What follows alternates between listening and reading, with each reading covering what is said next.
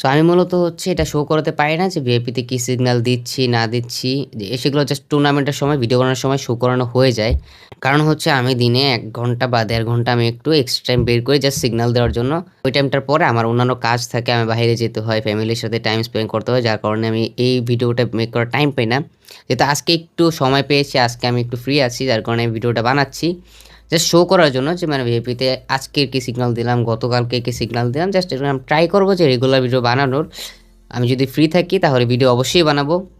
Show করানোর জন্য অনেকেই, কারণ হচ্ছে অনেকেরই এই জিনিসটা কোয়েশ্চেন থাকে যে ভিআইপিতে আসলে চলছে কি?